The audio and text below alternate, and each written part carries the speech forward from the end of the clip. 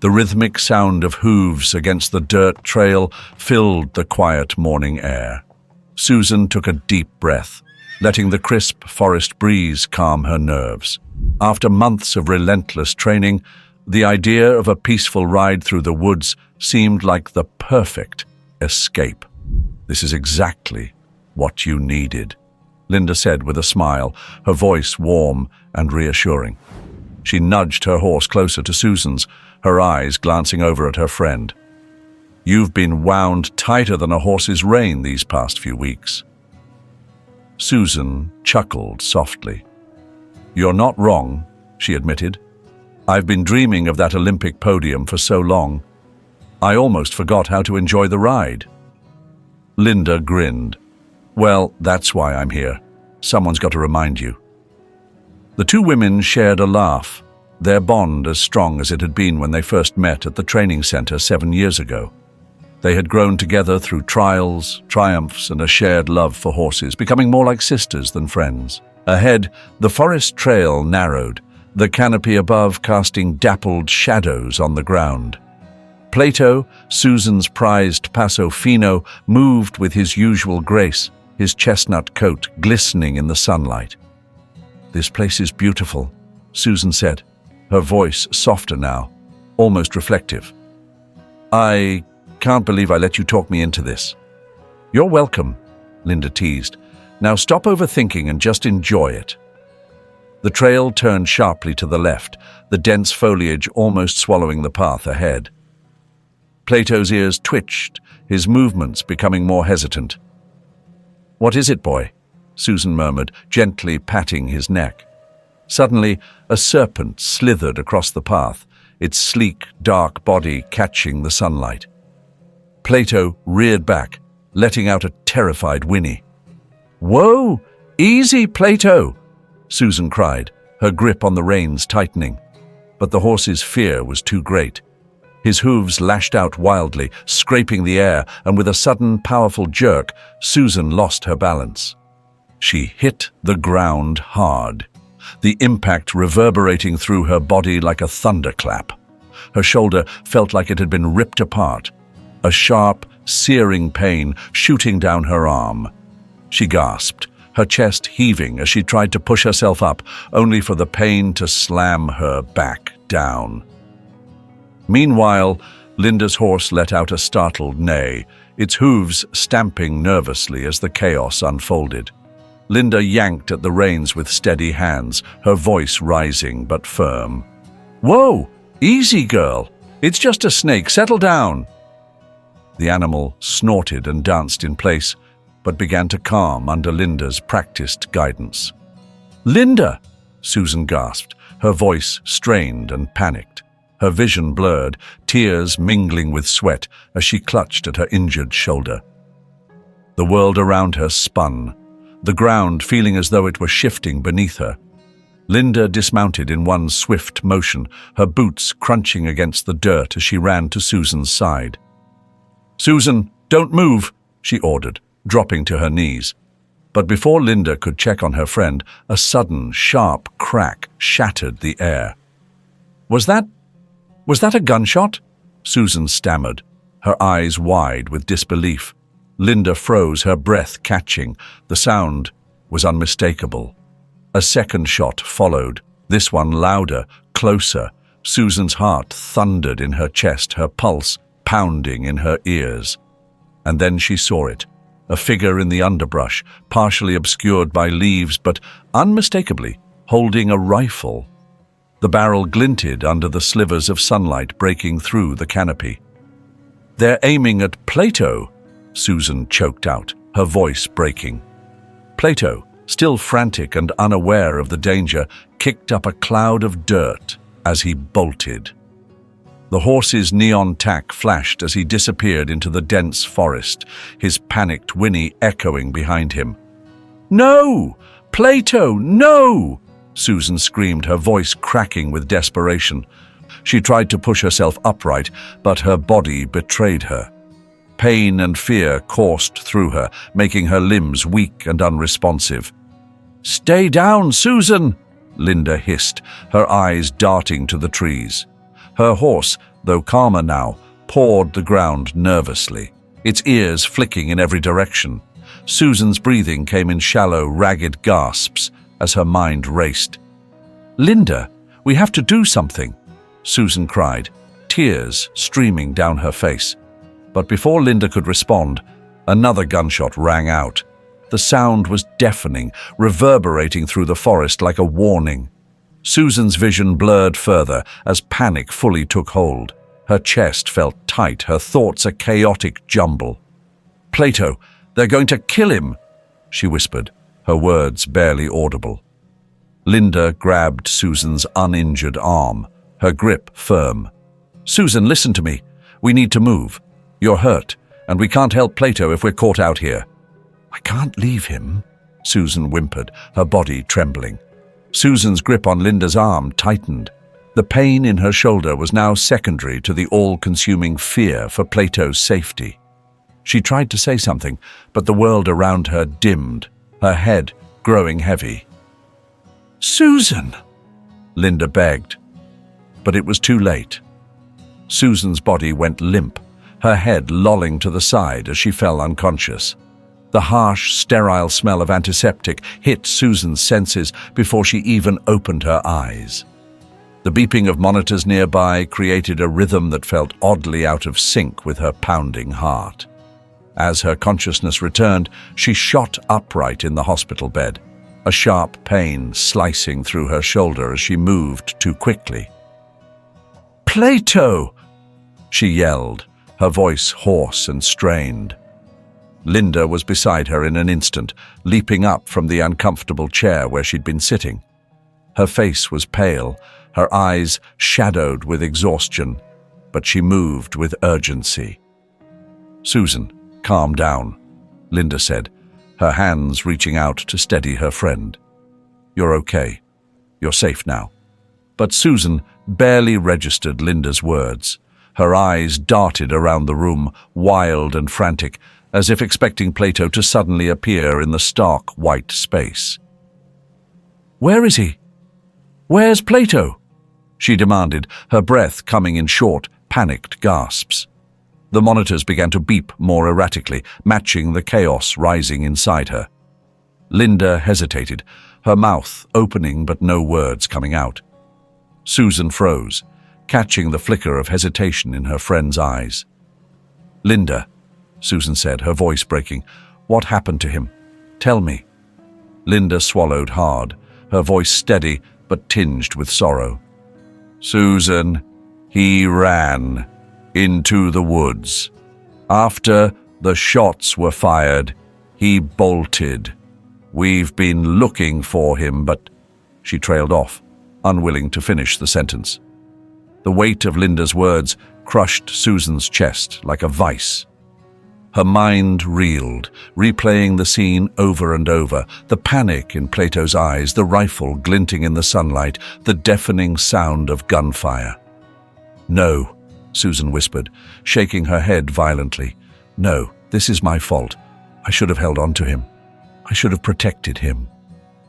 Linda's grip on her shoulder tightened, her voice firm. "Susan, stop it. This isn't your fault. He was scared, and so were you. No one could have controlled that situation." But Susan wasn't listening. The tears streamed freely now, her hands clutching at the sheets as if they were the only thing anchoring her to reality. "You don't understand," she sobbed. "Plato isn't just a horse. He's my partner. He's been with me through everything. I can't just lose him like this." Linda knelt beside the bed, her tone softening. "I do understand. That's why I've been doing everything I can to find him. The police are searching, and I've asked every rider and hiker in the area to keep an eye out. We're not giving up on him." But the words offered little comfort.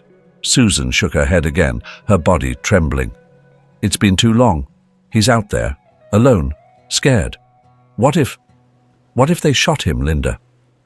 The question hung heavy in the air, the possibility too horrifying to voice further. The next morning, Susan sat stiffly in the hospital bed, her body aching as much as her heart. Linda entered the room with a paper cup of coffee in one hand and her phone in the other. "Still no news?" Susan asked, her voice flat, devoid of hope. Linda sighed, setting the cup down on the side table. "Not yet, but they're still searching. The forest is huge and he could be anywhere." Susan clenched her jaw, her hands curling into fists. "I can't just sit here," she muttered. "I need to get out there. I need to find him myself." "Absolutely not," Linda replied firmly. "You're injured, Susan. You'll only make things worse for yourself and for Plato if you push too hard right now."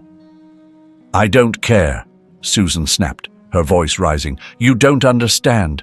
Every minute he's out there alone is another minute something terrible could happen to him." Linda's patience cracked, and her voice grew sharp. "And what good will it do if you collapse in the middle of the forest? You're not helping him by destroying yourself." The room fell silent, the tension thick and suffocating. Finally, Susan looked away, her shoulders slumping. "I can't lose him," she whispered. I can't." 3 days later, a pair of officers entered the room, their faces grave. Linda stood quickly, her expression tight with anticipation. Susan, who had been sitting quietly for once, straightened as best she could, her heart hammering in her chest. "Did you find him?" she blurted out, unable to contain herself. One of the officers cleared his throat, his tone careful. "Miss Crawford, we've searched extensively. The area around the trail, nearby farms, and every reported sighting. But," he hesitated, glancing at his partner before continuing, "there's no sign of him, no tracks, no tack left behind. It's like he disappeared." Susan stared at him, her face blank as the words sank in. Her hands trembled, her lips parting to speak, but no sound came out. "We're not giving up," the officer added quickly. "But we thought you should be prepared for the possibility that—" "Stop!" Susan cut him off, her voice icy. She clenched her fists so tightly that her nails dug into her palms. "I don't want to hear it." The officers exchanged a glance, but nodded, stepping back toward the door. "We'll let you know if there are any updates," one of them said before they left. The moment they were gone, Susan broke down. She buried her face in her hands, sobs racking her body. Linda sat beside her, pulling her into a hug. "We're not done, Susan," she murmured. "We'll find him. We'll bring him home." But even as she spoke, doubt lingered in her voice, a shadow neither of them could ignore. Susan sat upright in her hospital bed next morning, her face pale but determined. The sling supporting her injured shoulder seemed more like a minor inconvenience than the painful reminder of the accident it was. Her eyes, red and swollen from crying, locked onto Linda, who stood by the bedside with a mix of worry and frustration. "I'm leaving," Susan said firmly, her tone brooking no argument. "You can't be serious," Linda replied, her voice soft but urgent. "Susan, you just had your shoulder put back in place. You can't even move it properly yet." Susan shook her head, biting her lip as if to stop the tears threatening to spill over again. "I don't care. Plato's still out there. Every minute I'm stuck here is another minute he's alone, scared, or worse." Linda sighed, pulling the chair closer to the bed and sitting down heavily. "You're in no condition to go searching, Susan. Let the police handle it. You'll just make yourself worse if you—" "I can't just sit here, Linda." Susan's voice cracked and her good hand clenched the bedsheet tightly. "He's all I have left that makes sense in my life. He's my partner, my friend, and her voice faltered, "I can't lose him." True to her word, Susan discharged herself from the hospital the next day, her movements slow and labored but fueled by sheer determination. Linda stayed by her side, unable to leave her friend in such a fragile state. Back at Susan's home, Linda busied herself preparing meals and keeping things in order, while Susan spent her days staring out the window, phone in hand, waiting for any updates from the police. Every call that wasn't about Plato left her more despondent, her face a mask of heartbreak as she sank deeper into despair. "You need to eat," Linda urged one afternoon, setting a bowl of soup down on the table. Susan barely looked up. "I'm not hungry," she muttered. "You can't keep this up," Linda said, her voice filled with quiet sadness. "You're going to make yourself sick." Susan didn't respond. Instead, she grabbed her coat and a stack of flyers she'd printed earlier. "I need to do something," she said, her voice hollow. "Susan, wait," Linda started, but Susan was already out the door. Susan moved through the town slowly, her injured shoulder and exhaustion weighing her down. She pinned flyers to telephone poles, handed them to strangers, and taped them to shop windows. Her face was drawn, her hair disheveled, but her focus never wavered. From across the street, Linda watched silently, clutching one of the flyers Susan had handed out earlier. The picture of Plato stared back at her, his big, trusting eyes a painful reminder of everything they'd lost. Linda's fingers tightened around the paper until it crumpled in her hand. Her jaw clenched and her eyes darkened with an unspoken emotion. With a sharp motion, she tore the flyer in half, then quarters, until the pieces were no more than confetti scattered at her feet. Linda watched her for a moment longer, her expression unreadable, before turning and walking away. That night, Linda lay awake in the guest room, her mind racing. She tossed and turned, unable to shake the uneasy feeling that had settled in her chest. Around midnight, muffled voices reached her ears. She sat up, listening carefully. The sound was coming from Susan's room. Quietly, Linda slipped out of bed and padded down the hall. The door to Susan's room was cracked open, and the faint glow of a bedside lamp spilled into the corridor. "You let him get away?" Susan's voice was sharp, filled with anger. Linda froze, her breath catching in her throat. "How could you screw this up so badly?" Susan continued, her voice rising. "You should have handled it right then and there. Kill the damn horse if you have to, but don't let him escape." Linda's heart sank. She pressed a hand to her mouth to stifle the gasp that threatened to escape. "I told you," Susan hissed, her tone venomous. "We can't afford any more mistakes. If you don't fix this, I will. Do you hear me? Tomorrow, I'm coming to check on your progress." Linda stepped back, her foot brushing against the edge of the hallway rug. The slight noise made her freeze in place. The voices in the room stopped abruptly. Linda's stomach churned as she ducked into the shadows, pressing herself against the wall. The door creaked open, and Susan's silhouette appeared, her gaze scanning the darkened hallway. After a long, tense moment, Susan closed the door again, muttering, "Idiots. Can't do anything right." Linda stood frozen for several seconds before slipping back to her room. She sat on the bed, her hands trembling as she processed what she'd just heard. Susan ordered someone to hurt Plato? The thought was too much to bear, but the conversation had been clear. Tears pricked Linda's eyes as she buried her face in her hands. "Why, Susan?" she whispered to the empty room. "How could you?" The words from Susan's conversation echoed in her mind. Tomorrow. Susan was planning to go somewhere tomorrow. Linda clenched her fists, her resolve hardening. Whatever was happening, she would find out. The next day, Linda watched Susan closely. Her friend moved around the house with a frenetic energy, barely stopping long enough to eat or drink. Susan was pale, her movements jerky and impatient. "I'm heading out," Susan said suddenly, grabbing a stack of flyers and her coat. "Again?" Linda asked, trying to keep her tone neutral. Susan shot her a quick glance, her eyes narrowing slightly. Yeah, someone has to keep looking. Linda nodded, biting back the urge to confront her.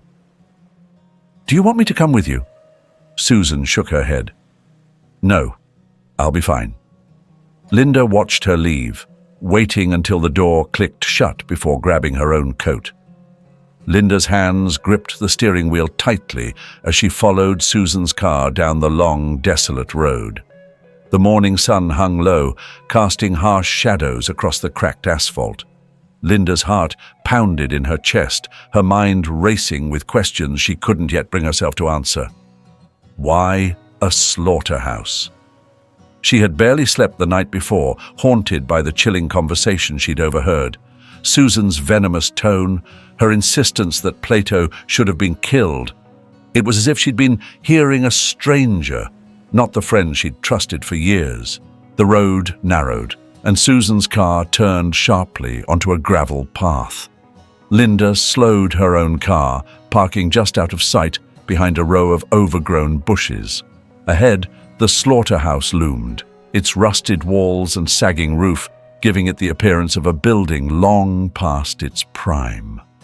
Linda stepped out of the car cautiously, her breath fogging in the crisp morning air. She crept closer, staying low behind the tall weeds that bordered the lot. Her heart leapt into her throat as she spotted Susan stepping out of her car, her body language brisk and commanding. Two men emerged from the side of the building to meet her. One was broad-shouldered, his stained overalls hanging loosely over his frame, while the other was lanky, his face gaunt and shadowed under a greasy baseball cap. Linda crouched lower, edging closer until she could hear their voices. "You've got a lot of nerve calling me back here," Susan snapped, her voice sharp enough to cut through the stillness. The broader man raised his hands defensively. "Look, it wasn't our fault. The horse bolted before we could secure him." Susan's jaw tightened, her lips pressing into a thin line. "You're telling me you let a terrified horse outsmart you?" "We tried, okay?" the lanky man said, his voice jittery. "We've been searching, but there's no trace of him." "No trace?" Susan's voice rose, the anger in her tone sending a chill down Linda's spine. "You had one job, and now that horse is out there making me look like an idiot." Linda clutched at the weeds for support, her knuckles white. Her stomach churned as Susan's words sank in. "You better find him," Susan hissed, "and when you do, finish the job. This time, no mistakes." The broader man hesitated, his eyes darting to the lanky one before returning to Susan. "Look, maybe it's time to let it go. The horse is gone. Maybe it's a sign to stop." Susan's laugh was low and bitter. "Stop? You think I've come this far to stop?" She stepped closer to him, her voice dropping to a menacing whisper. "Find the horse, or I'll find someone who can." Linda's breath caught. She shifted slightly, trying to get a clearer view, but her foot slipped on a loose stone, sending it tumbling down the gravel embankment. Susan's head snapped in her direction. "Did you hear that?" she asked, her eyes narrowing. The men turned, scanning the lot. Linda flattened herself against the ground, her pulse thundering in her ears. She held her breath, willing herself to become invisible. After a tense moment, Susan waved them off. Forget it. Probably just a stray cat. Linda waited until they moved further into the building before scrambling back toward her car. Her hands shook as she slid behind the wheel, her mind a whirlwind of fear and disbelief. 5 miles away, the forest was quiet, except for the crunch of leaves underfoot as 3 hikers made their way along a narrow trail. "Wait," the lead hiker said, stopping abruptly. He pointed toward a dense patch of trees. "Do you see that?" The others followed his gaze. At first, it looked like nothing more than a shadow among the branches, but as they drew closer, the shape became clearer. A horse, tangled in the low-hanging limbs of the thicket. "Careful," one of them murmured, his voice low. "We don't know how wild he is." The horse flinched as they approached, his ears pinned back and his chestnut coat streaked with dirt. His muscles trembled and his wide eyes darted between them, filled with fear. "It's okay, buddy," the first hiker said softly, crouching low to appear less threatening. "We're not going to hurt you." The horse snorted, pawing nervously at the ground, but didn't bolt. One of the hikers reached out slowly, his hands steady as he began to untangle the reins caught in the branches. "That's Plato," one of them said suddenly, his eyes lighting up. "The horse from the flyers." "Poor guy," another muttered. "He must have been out here for days." Once freed, Plato staggered a few steps forward, his movements stiff and shaky. The hikers guided him carefully, their voices soft and soothing. "Let's get him back to Woodstock," the lead hiker said, pulling out his phone. "We'll call the number from the flyer once we're there." Back at the slaughterhouse, Susan's phone buzzed in her pocket. She pulled it out, her sharp features softening as she read the caller ID. "Hello," she answered, her tone suddenly bright. Linda had returned to her hiding spot, her ears straining to catch Susan's words. "Yes, this is Susan Crawford." "Plato, you found him?" Susan's voice rose with feigned relief. "Oh, thank you so much. I'll be there right away." She hung up, turning to the two men with a smug smile. "Looks like you're off the hook this time, but don't think for a second that I'll forget this." At the police station, Susan walked in like a completely different person. She greeted the officers with a bright smile, her face lighting up when she saw Plato being led into the yard. "Oh, Plato!" she exclaimed, rushing to him and wrapping her good arm around his neck. "I was so worried about you." Linda arrived moments later, standing at the edge of the scene, watching with disbelief. The air inside the police station was thick with tension and exhaustion. Officers shuffled papers and spoke in hushed tones, but Susan paid them no mind. Her focus was entirely on Plato. When Linda stepped through the door, Susan turned to see her, and in that instant, her face crumpled. Tears welled in her eyes as she ran to Linda, throwing her arms around her. "Linda!" she choked out, her voice trembling. "You came!" Linda was taken aback by the intensity of the embrace. She gently patted Susan's back. "Of course I came. Plato's back, and you need someone here." Susan pulled back just enough to meet Linda's eyes, her face glowing with relief. "You have no idea how much this means to me. I thought I'd never see him again." Her voice cracked, and she pressed a hand to her mouth, trying to stifle her sobs. Linda nodded, her stomach churning. The woman standing in front of her now was soft, emotional, almost fragile, a stark contrast to the cold, calculating figure she had overheard just the day before. The drive home was surreal. Susan sat in the passenger seat, her energy bubbling over. "I can't believe he's okay," she said, twisting in her seat to glance at Plato through the rearview mirror. Her eyes shone with joy, her voice light and full of relief. "I've been so scared, Linda. I kept imagining the worst, him lost, hurt, or worse. And now he's here." Linda forced a smile, gripping the wheel tightly. "Yeah, it's great that he's safe." Susan leaned her head back against the seat, letting out a shaky laugh. "It feels like a dream. I was so sure I'd lost him for good. But now, everything's going to be fine again." Linda glanced at her, her unease growing. This Susan was overflowing with love and gratitude, the very picture of someone who adored Plato. Yet Linda couldn't shake the memory of Susan's steely voice ordering his death. "Do you know how they found him?" Linda asked carefully, keeping her tone casual. They didn't say much, Susan replied, her smile faltering slightly. Just that some hikers spotted him and called it in. Lucky break, I guess. Linda hummed in acknowledgement but said nothing more. The dissonance between the two Susans, one loving and tender, the other cold and ruthless, left her deeply unsettled. Back at home, Susan threw herself into caring for Plato. She led him gently into his stall, speaking to him in a soft, soothing tone. "You've been through so much, haven't you, boy?" she murmured, running her hand along his mane. "But you're home now. You're safe." Linda lingered nearby, watching silently as Susan brushed Plato's coat and fed him his favorite treats. The affection in her actions was undeniable, and for a moment Linda wondered if she'd imagined everything, the conversation, the slaughterhouse, the threats. Susan turned to her with a tired but genuine smile. "You should get some rest, Linda," she said. "I'll stay with him for a while longer."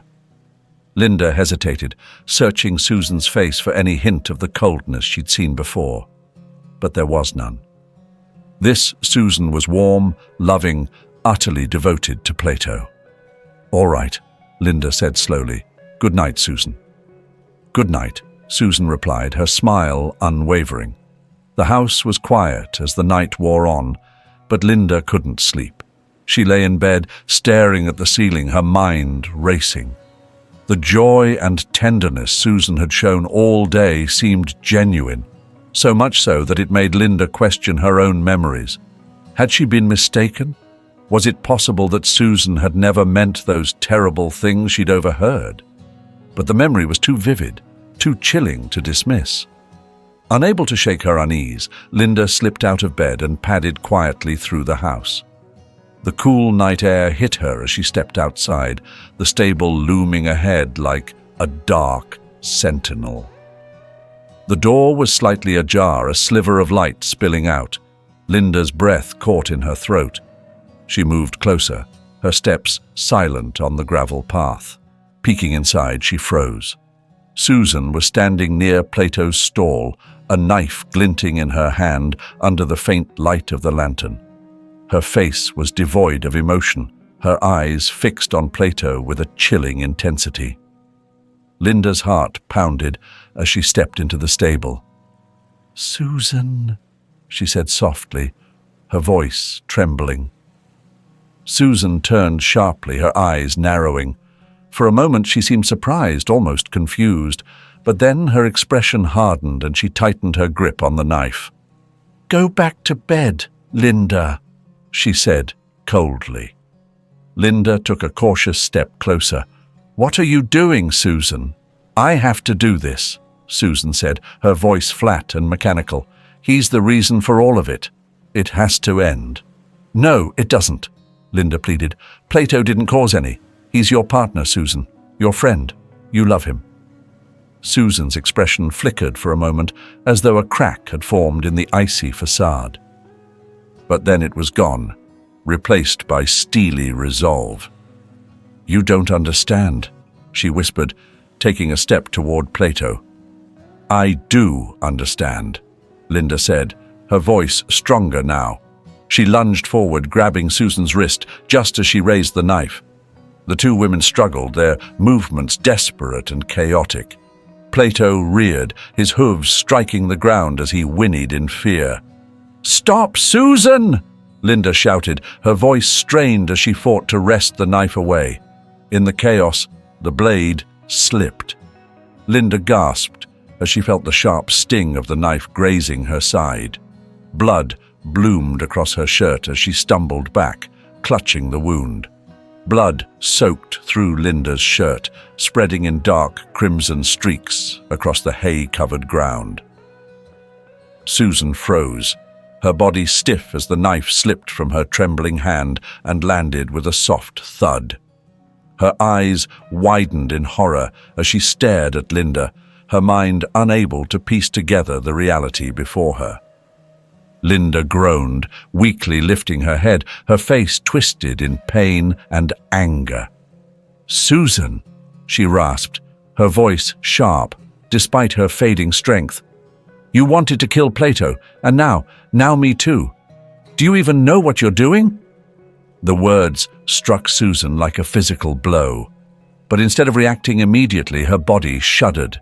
A chilling shiver ran down her spine, and suddenly she gasped, her chest rising sharply, as though breaking free from a terrible nightmare.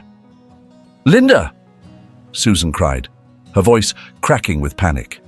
She dropped to her knees beside her friend, her hands trembling as she reached out toward the wound, but pulled back in fear of making it worse. What? What is this? What happened? What did I do?" Linda grit her teeth, her breathing shallow. "You don't remember," she muttered, her voice weak. "You just tried to kill Plato, and then you stabbed me." Susan shook her head violently, tears streaming down her face. No, that's not true. Linda, I swear, I don't remember. I didn't mean to." A flicker of doubt crossed Linda's pain-filled eyes, but she lacked the strength to argue. The blood loss was sapping her energy, and her body sagged further against the stable wall. "No, Linda!" Susan's scream echoed through the stable, her voice breaking with desperation. She froze only for a moment, her tears blurring her vision. But as Linda's breathing grew faint, Susan's panic shifted to determination. With trembling hands, she pulled her phone from her pocket, almost dropping it as she dialed the emergency number. "Please," she pleaded into the phone, her voice frantic. "My friend, she's been stabbed. There's so much blood. I need an ambulance right now." The minutes waiting for the ambulance felt like an eternity. Susan sat beside Linda, her hands trembling in her lap.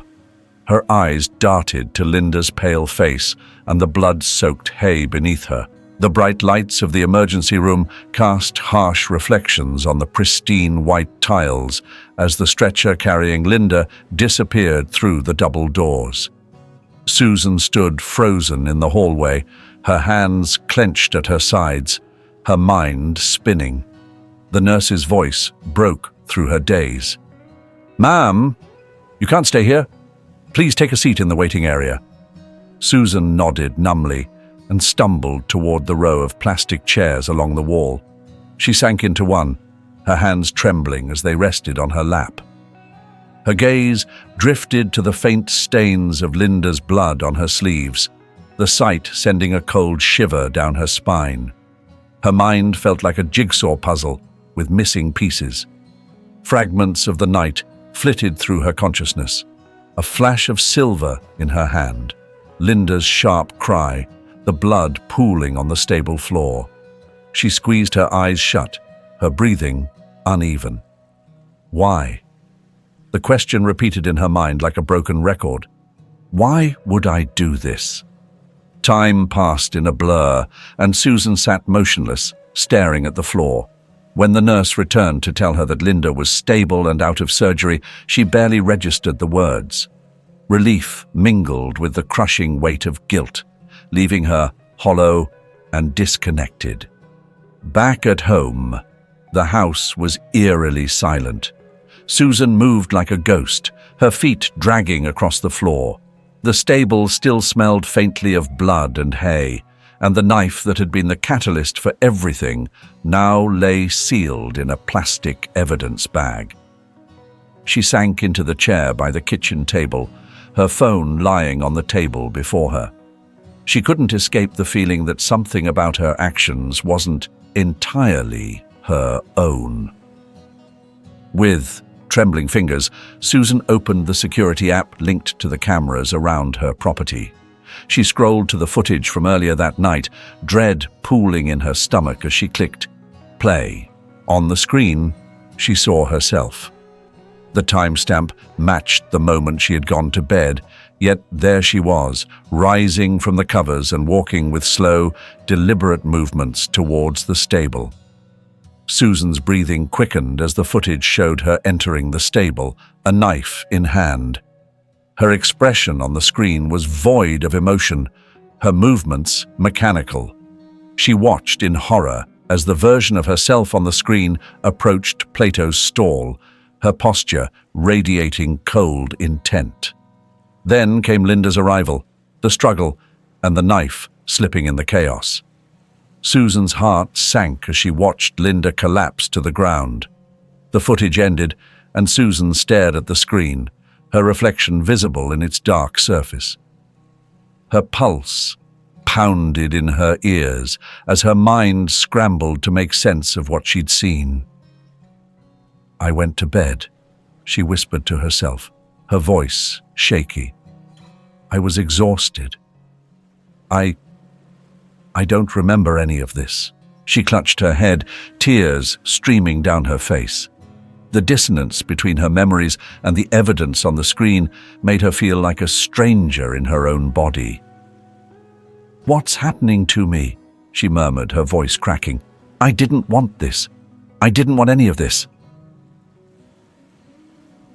The room seemed to close in around her, the walls pressing against her chest as guilt and confusion swirled within her. For the first time, Susan felt truly afraid, not of Plato, not of Linda's anger, but of herself. The sun hung low in the sky as Susan helped Linda step carefully out of the car. The cool, fresh air of the countryside greeted them, carrying the scent of grass and earth. For a moment, the stillness was comforting, a stark contrast to the chaos and heartbreak of the past few months. Linda leaned lightly on Susan for support, her steps measured and slow. Though her body had mostly healed, her spirit carried invisible scars. "Almost there," Susan said softly, her tone gentle but tinged with uncertainty. Her voice seemed hesitant, as though she feared saying too much or too little. The familiar sight of the stable came into view, the structure bathed in the warm glow of late afternoon light. Susan felt a pang in her chest, her emotions tangled. This was where it had all unraveled. The stable that had once been a sanctuary now bore the weight of memories she couldn't quite process. Linda paused at the doorway, her gaze scanning the stalls. Her eyes landed on Plato, who stood quietly in his pen, his coat gleaming in the soft light. He looked up, his ears twitching, and gave a soft nicker. Susan followed Linda's gaze, her lips curving into a small, uncertain smile.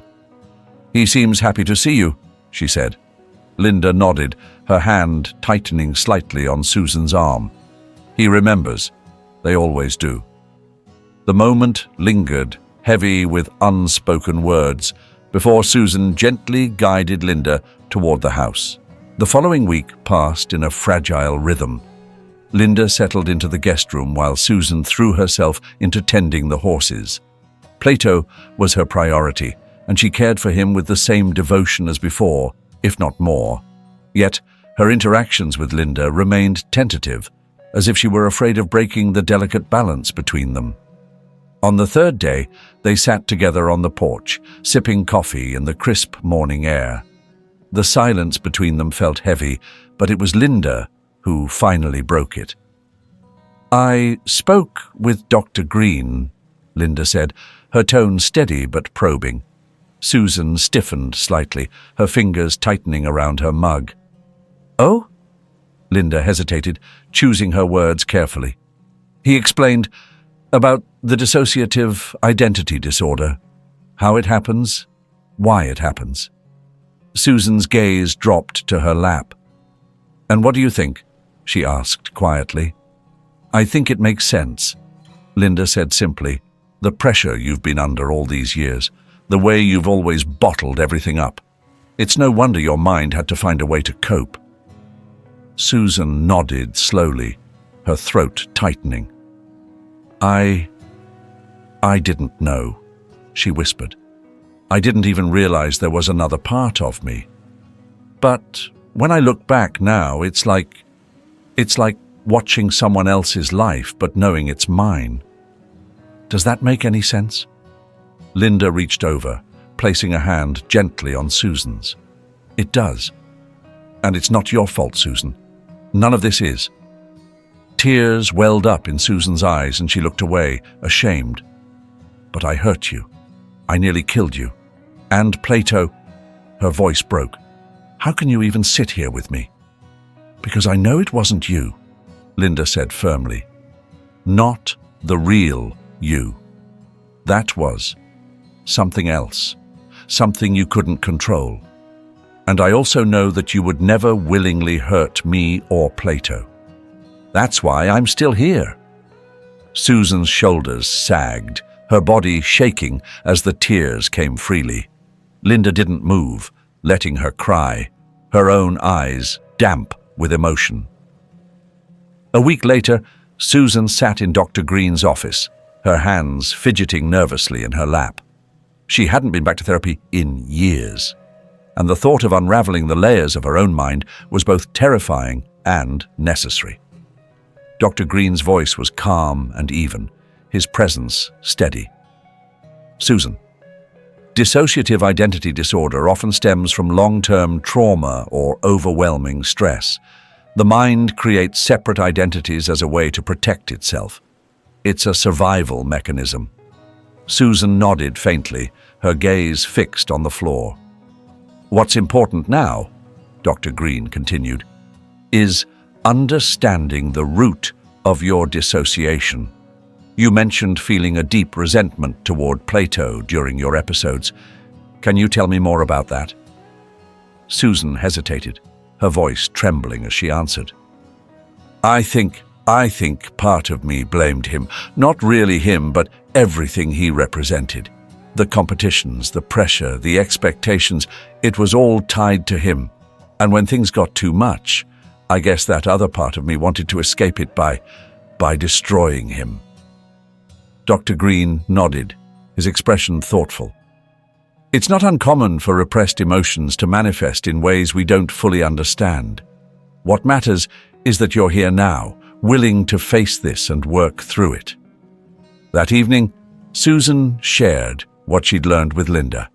They sat together in the dimly lit kitchen, the warm glow of the lamp casting soft shadows. "I'm scared," Susan admitted, her voice barely above a whisper. "What if it happens again? What if I hurt you or someone else?" Linda reached across the table, taking Susan's hand in hers. "You're not alone in this," she said firmly. "We'll work through it together, one step at a time." Susan's eyes glistened, a small smile breaking through her uncertainty.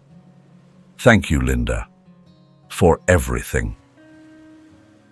The days turned into weeks, and though the road ahead was daunting, both women were committed to facing it together. Linda's forgiveness and support became Susan's anchor, grounding her as she began the slow process of healing. Plato, too, became a symbol of resilience, a reminder that even the deepest wounds could mend with care and time. And as the stars twinkled above the quiet countryside, Susan allowed herself, for the first time in a long while, to hope. Hey everyone, thank you for sticking with me until the end of this intense and emotional story. Before we wrap up, I just want to take a moment to reflect on the journey we've just taken together.